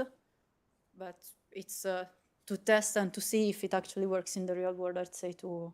I think it could, if you would model it perfectly, you may be able to do much nicer, smaller bending changes. Yeah, but here I just showed some different steps, but it's kind of smooth, the change of the tip of the instrument, because actually here in this first part of the work, the idea is that we can cannulate different vessels with different slopes, let's say, of the target vessel using the same catheter and guide wire. Indeed, I only have one video showing this, but like based on the relative insertion between the catheter and the guide wire, I have a different shape and a different bending of the tip of the device. I will show the, I'm sorry, but I didn't think about preparing more than one video about this, but for example, as you can see,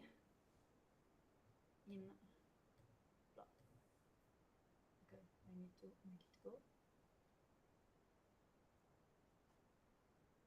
As you can see here, for example, the guide wire is inserted until this point of the catheter. If it's inserted more, let's say, the tip would be a little bit straighter. If it was inserted less, it would be a little bit more bendy. So there it's pretty smooth. Okay. Maybe, I don't know, just a last question. You mentioned that you're modeling at constant speed always. Yeah. Could you explain why this is? Is this, I mean, usually if I think about constant speed, there's a way to avoid static friction in your system, and then is this the reason, or is there another reason? So in this work, so in this second controller, let's say, we also control the speed, because we need to control the relative speed because the catheter, between the catheter and the guide wire, in order to have this variation of the speed. In the first work, we just thought about like pushing at a constant and not very high speed the catheter the guideware to simplify the problem and not have too many variables. So it's something that we can definitely add, but like in order to navigate bifurcations, what we need is to correctly direct the tip of the instrument, and then if we push it at a constant speed, it's just a little bit more complex for the controller because it has less time to adjust to the correct direction. But if it manages, it's just very smooth, and we avoid I don't know, so getting stuck on the wall maybe. Yeah, the friction. Yeah. Okay, thank you very much. Okay, thanks a lot, Emmanuel. So I heard I was also allowed to ask some questions, and it will not be about friction and control, as you might guess. My question is about the fiber Yes. creating fibers that you used. The setup that you showed, this figure 4.4, is this basically the setup that you made to calibrate the fiber? No, in order to calibrate the fiber, to calibrate the optical fiber. Yes. In our case, we bought a commercial system. So to calibrate itself, the optical fiber, we had a calibration file that was provided to us by the company. So we used that calibration file. From the company? From the company. Yes, and I think in the proposal you write that the prices are similar of a magnetic system and an optic system. Did I get this right? So this is so cheap? No, they are a lot more expensive. They are optical fibers are more expensive than electromagnetic sensors. If there is a probably I misread this. If there is a part of the text that states this, or that it's I don't know where. Okay, I have to look it up. I had the impression that I read it that it's like OptiTrack is not optical fiber. OptiTrack is just a camera system. Yes. No. And the fiber is BG. I have to look it up on where. Thank you. Where you say that. Where this is. Yeah, because okay. But you also used Samane-Rozzari's approach to predict the shape. That's right. And for this, you used. Did you use a similar system to what she did? Yes, we use we took inspiration from that work because we wanted to try to improve the precision of the system. Yes. So what we did is that we acquired data sets. So we used a neural network to try to compensate for the error imposed by the twist. Yes. So we acquired the shape of the catheter and guideware. So in that case, we were just inserting our fiber inside a catheter with optical markers on top. So we measured the wavelength given... Just the spectrum, the reflected spectrum. Yeah, and use this for deep learning. Yes, the shape measured by the OptiTrack system, and we trained a network in order to try to reconstruct and have a system that is able, given the wavelength, to reconstruct directly the shape of the device. Yes, my question is, how many motions did you make, and how did you make these motions? That's actually one point that we were making the motions by hands, trying to cover as much as possible the environment that we had. So it was done by hand. We were trying to actually do this in a very handcrafted way, let's say, because we were trying not to touch the fiber, so we were using sticks to actually move the fiber, because also touching the fiber can impose twist, or I don't know, also add noises to the measurements. So we were trying to use sticks to move the fiber. I think that in this system, the problem that we still have is that we don't get to the accuracy that we would like to have, because we still have an accuracy of around 3 centimeters in some cases. So we need to improve our accuracy to think about using this system to close the loop. And one of the ideas that we have is to try to improve the data set, because in order to address this point, so the spectrums of shape that we were imposing to train our network, we trained our network, so the same network, with 2 different data sets. One data set in which we were using all the possible shapes, and another data set in which we used kind of it was more tailored towards your application. It was kind of, we were just moving the fiber inside. We 3D printed this shape, so not the yellow vessel, but like the green thing. In order to still see the tracking balls through the transparent structure. Yeah, but because actually this I put the shape of the vessel here just to show the path, but the shape of the catheter was only constrained by the small cylinders, Okay. so we could see the optical fiber because the opti track Yes, yes, yes. the markers because it's kind of open. Yes, yes, yes. And Why do you have that much twisting? Is your fiber constrained at the tip? because we were imposing ourselves twist because we saw that the errors that we had in our measurements inside when we were using actually our sensor on phantoms and so on, Yes, yes, yes. we were having twist because the tip of the fiber can get stuck, for example, in the real. So we are imposing twist in Yes. our application. So we were imposing twist in this work and in our data set to try to compensate for this twist. Our aim here is really to compensate for the twist because FBGS system it's pretty accurate when no twist is applied to the fiber. Yes, So yes, yes. So But you can't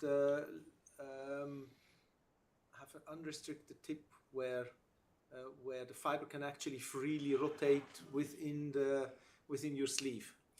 that's actually also the idea and the way the FBGS system is developed, let's say, because so we have the fiber that is covered by a nitinol tube. Yes, yes, yes. And the fiber inside the nitinol tube, it's only constrained at the proximal part. So the tip of the real fiber, which is inside the nitinol tube, should be free to move. But we still saw those kind of errors in terms of twist. Yes. So I think in our fiber, we also have a banded shape in our nitinol tube because we wanted to reproduce a guide wire. Yes. So maybe that's also another of the sources of but we only had one fiber because the system, we bought this system. So okay. How did you calibrate the coordinate system of the fiber? I mean, you have to see on what motion of the fiber is in which axis. Yes. Yes. So we add to the fiber by means of a tracker. So there is a torque device that the clinician uses during the intervention to actually grasp the guide wire and to be able to. Yes. So this grasper, let's say, stays fixed on the guide wire. We used the same device to grab our fiber, and we mounted on this device. And this basically defines then your coordinate system for the fiber. Okay. Did you ever unscrew the fiber and put in back the plug after you acquired a training data set? Actually, no. We still have the fiber. So just remove the fiber and put it back in. You never tried this. No, wait. Sorry. To just remove this. Not the fiber from the sleeve, but there's a connector to the device, I would assume. Yes. To the interrogator. Yes. Did you ever unplug it to the interrogator and then put it back in? Yes. And this was between a calibration and usage. Yes, it was happening. Yes, that it was between calibration and usage. Did you notice anything? Actually, no, because since we use also this kind of system at the beginning of the fiber to track the position of the fiber and so to reconstruct the shape always in the same reference system, we didn't notice for the moment this kind of error. We just So you can calibrate the fiber, then take it off the device, the interrogator. Yeah, but later put it back in and then use the calibration. But this device needs to stay always in place without moving. This part, not the whole fiber, so not all the markers, but the first part, this part, the tracking device, because otherwise we lose our reference frame and we need to recalibrate after. Yes. Did you check temperature changes? No, we know. So on for example, when you insert it into the body, into the bloodstream, it will heat up. This kind of fiber has 4 cores and 1 central core. Yes, which is true for the commercial system. Yes. That this in principle should compensate, but not for your deep learning approach. Okay, because we are only using the wavelength. So the wavelength, I think that the wavelength that we have as output they compensate Yeah, when they reconstruct the shape, they compensate for the temperature in. I mean, if the classical shape reconstruction that is published, there are two methods you can use where you measure the bending at each FPG plane. There, the temperature in principle compensates, but as soon as you use deep learning to reconstruct it from the entire spectrum, the temperature is not compensated. Okay, we still didn't discover this, to be honest, because it's something, and it's very useful we also to know. deliberately introduce temperature changes, and we can measure temperature with these fibers with 0.1 degree. Okay, So and this is something that we have to. And your fibers, actually, they are sensitive to the wavelength shift. Yeah. Then this is even worse. Because we started this work during this year with a master student, and we got some preliminary results, and we knew that there were some sources of error, and we are trying to understand from where they come, and this it could actually be one of the sources of errors that we have. Thank you. Okay. Now I think I would like to hand over the questions to your direct supervisor. Let's start with Michel, probably. I have no question because we had enough time for that. The subject of the thesis was not easy because there was a lot of different topics: robotics, biomechanics, neural network, and you achieved to become an expert of these topics during your thesis.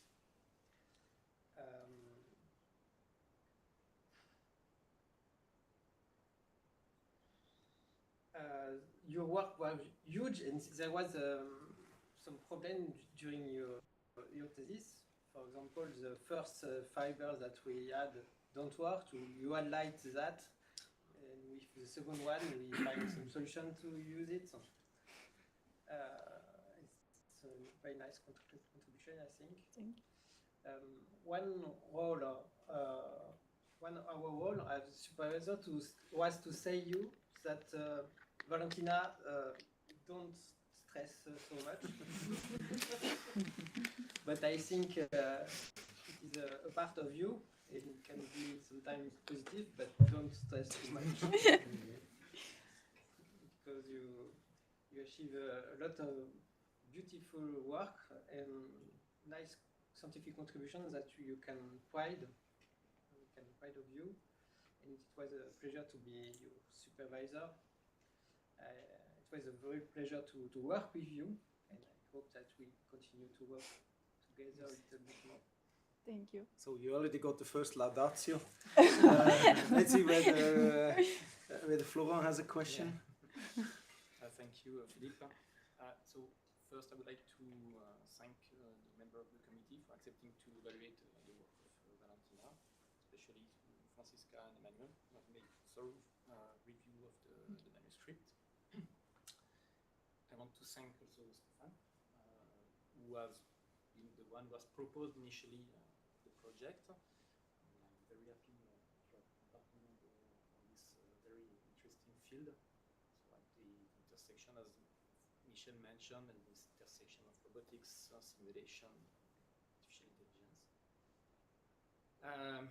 I want also to thank the EdState Institute, who has funded the PhD thesis of Valentina. So you were one of the two first PhD students of the EdState. And I think that so the Institute fostering interdisciplinarity that made the work very interesting, that forced us to work together, and that's a very positive, that had a very positive effect. And then I want to congratulate you for your very nice work, what you presented today, but also everything that you have done during the past 3 years. As Michel, that was really a pleasure to work with you. Okay, you stress, but what is very interesting is that you have discussion with you are always very dynamic, and as we have seen today during the answer to the questions, she's always like this. So that's not just and yeah, that's really that was a pleasure working with you, and again I want to congratulate you for all your work. Thank you. Last but not least, Stefan. Thank you, Philip. Well, again, thank you, you guys, for being here today, for asking the right questions and opening up for probably some further work. Yeah, I'm going to talk about stress because I feel guilty probably about some of that stress. Because when Valentina first applied for the PhD thesis, we had absolutely no clue where this was going to go, but you didn't know that. You found the topic interesting and you say, hey, yes, let's go to Strasbourg, where it's cold and rainy, and we're going to do some nice science.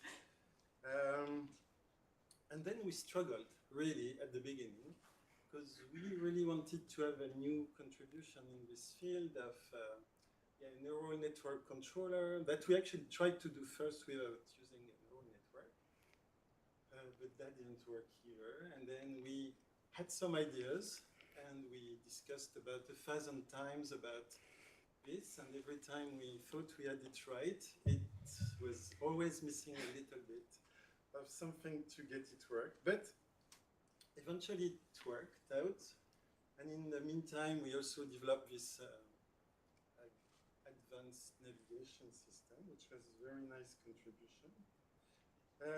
And then by accident, really, we got in touch. So a former engineer from our team moved to South Korea and joined a startup company that is actually developing the robot that you saw in the video.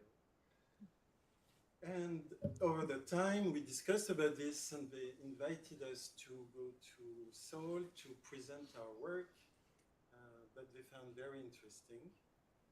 And we thought, well, that's great. In the meantime, we decided to go on a biking tour with Valentina. I almost lost her a second time because it was hot and very hill climbing. And I think it was maybe the worst time ever. Probably, yes. of your life, right? No, of the thesis. It was a long day. But you managed to overcome all these obstacles. Really, the outcome is amazing. They are nice results, nice publications, and we actually started a collaboration with this company that will really officially begin in January, where the idea is to go further down the road of what we discussed and see if we actually could really make it work in the real world. So for a first, I would say, PhD topic on that field, I think it's a very nice end result. So you can be very proud of yourself, Valentina.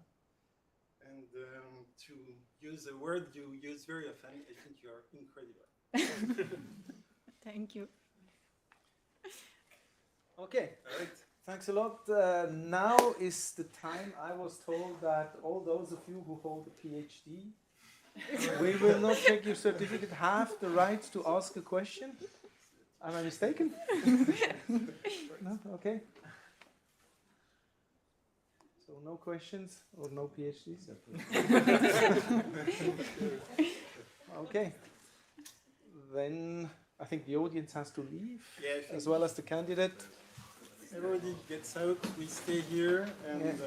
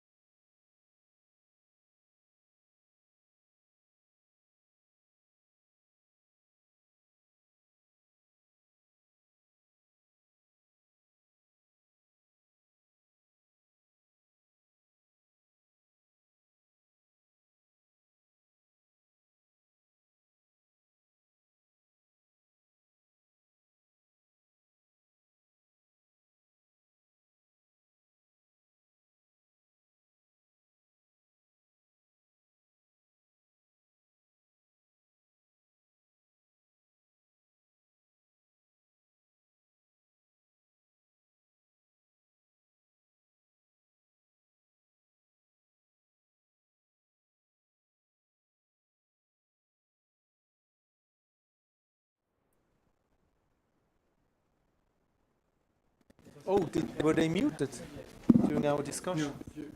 You can see I stand here, we stand here. Okay, I stand here. Yeah, because Is it okay when I read it here, or should I take the tablet?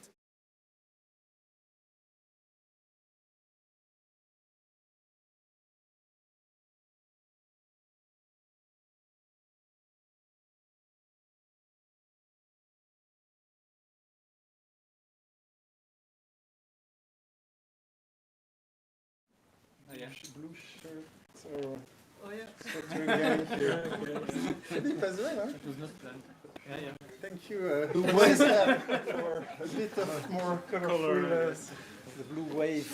Yeah, it's okay. No colors. No one here. Yeah, that's mostly the Stefan. I address the audience.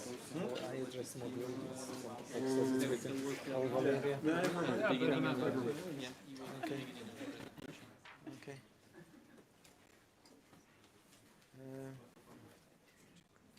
So, Ms. Valeria Scarponi delivered an outstanding presentation of her research marked by clarity, pedagogical rigor, and an excellent visual support which seamlessly complemented the high-quality content of her manuscript. Her research focused on all aspects related to assisted and autonomous endovascular surgery, starting from mechanical beam modeling and real-time simulation to fiber shape sensing, segmentation, and reinforcement learning. The work showed very promising generalization capabilities, which is a critical aspect for navigating through complex vasculatures. This work was written down clearly and well structured in her PhD thesis, extending the state of the art in various domains. Her research work was well published and well received by the research community and is bound to form a solid basis for further research. The jury was particularly impressed by the width and of her contributions and also her dedication to validate the work involving user experiments, combining several technologies. During her presentation and Q&A, the jury could also witness her passion and dedication for research.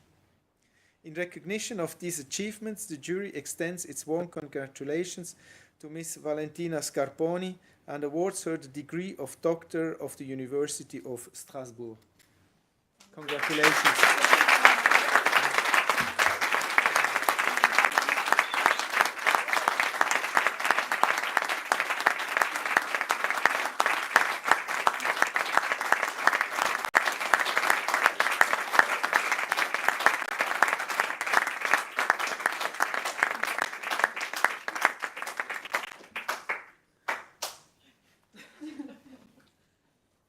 Should I say, do I have to read this before, or should I say something? I think this first. This is first. Yes.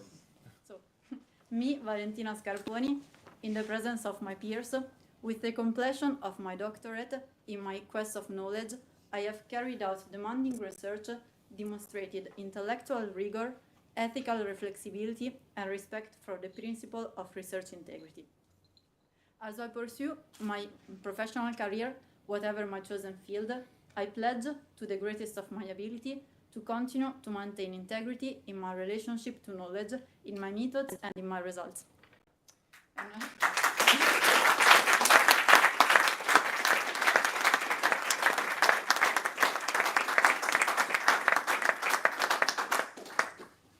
They can say some words now. I would like, first of all, to thank the members of the committee for reviewing the thesis, for the comments that you did and everything, because they helped the work a lot to improve. So thank you so much for taking time to do this.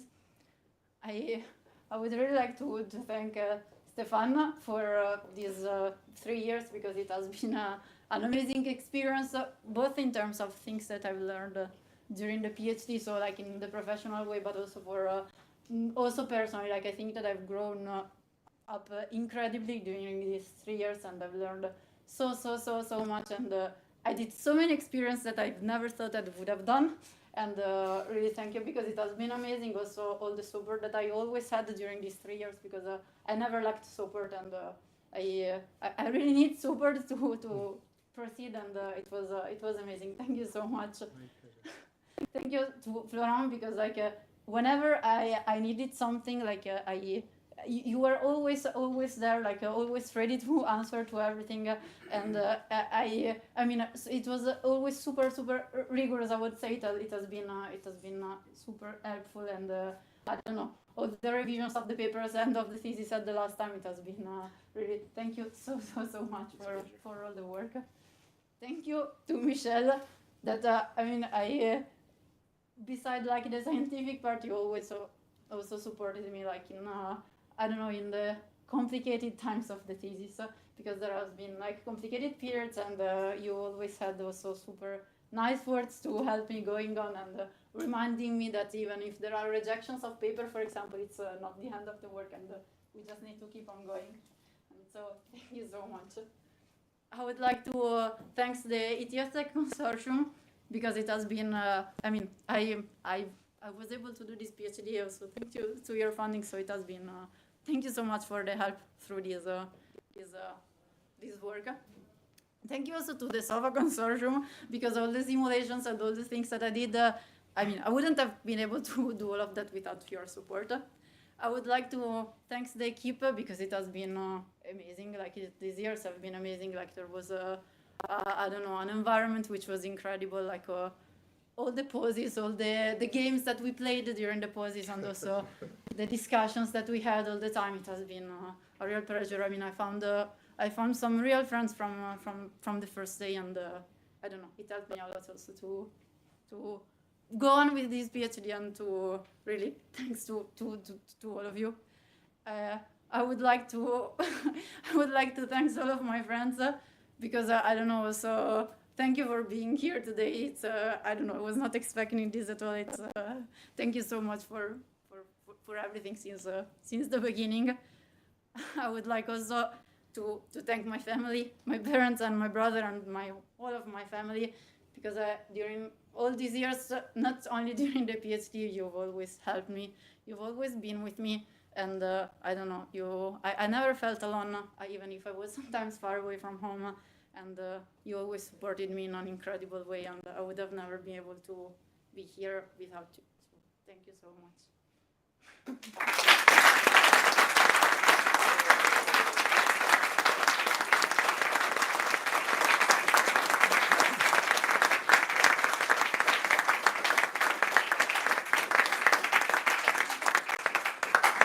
I forgot one important thing.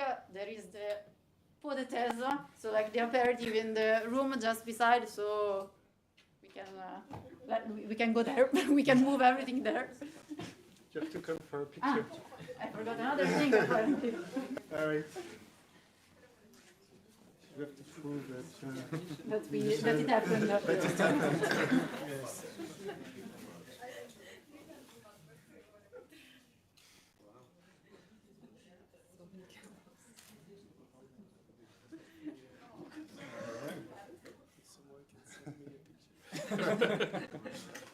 Ok, all right.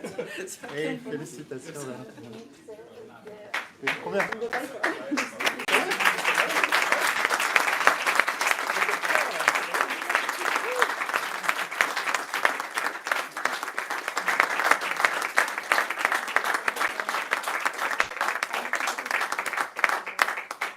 C'est un voyage incroyable. Ouais, un c'est voyage clair. incroyable. Thank you so much for being here today, for taking the time to come here. Congratulations.